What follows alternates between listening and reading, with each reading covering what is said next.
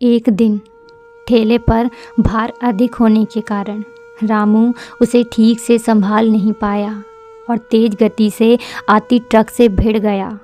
अगले ही पल उसकी मौत हो गई और उसके पीछे रह गई उसकी पत्नी जानकी और 2 छोटे छोटे बच्चे गुड्डी और गुड्डू।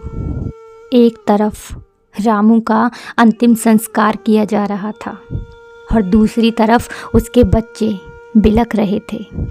नहीं, इसलिए नहीं कि पापा मर गए थे, वे तो भूख से बिलख रहे थे।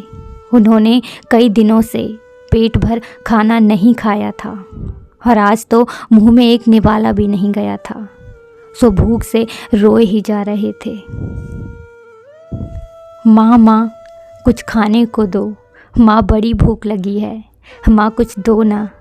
कोई पत्थर दिल भी इस दृश्य को देखकर पसीज जाता। पड़ोसियों को भी दया आ गई, अगल बगल से खाना आ गया। बड़े दिनों बाद आज गुड्डी और गुड्डू पेट भर के खाना खा रहे थे। अजीब विरोधाभास था।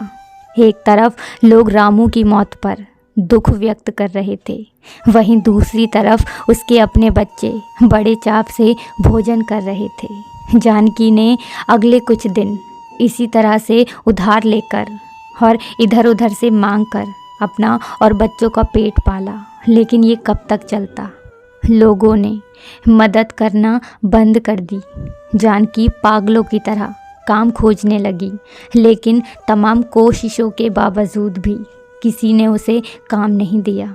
जब थक हार कर घर लौटी तो बच्चे उम्मीद से उसकी तरफ देखने लगे। गुड्डू तुतलाती आवाज़ में बोला, क्या लाई हो माँ, जल्दी से खिला दो, बड़ी भूख लगी है। माँ रो पड़ी और बच्चे समझ गए कि माँ के पास कुछ भी नहीं है। एक पल के लिए अजीब सा सन्नाटा पसर गया। फिर गुड्डी बोली, माँ ये गुड्डू कब मरेगा? पागल हो गई है, ऐसा क्यों बोल रही है? माँ ने डांटते हुए बोला, माँ जब पापा मरे थे तो उस दिन हम लोगों को पेट भर खाना मिला था। गुड्डू मरेगा तो फिर खाना आएगा ना। गुड्डी की बातें सुनकर माँ की आंखें फटी की फटी रह गईं। उसके पास गुड्डी की बात का कोई जवाब न था। दोस्तों, ये सिर्फ एक कहानी नहीं है, ये दुनिया के करोड़ों लोगों की हकीकत है। इस पर गौर कीजिए। जिस खाने को हम थाली में ऐसे ही छोड़ देते हैं, उसकी कीमत को समझिए।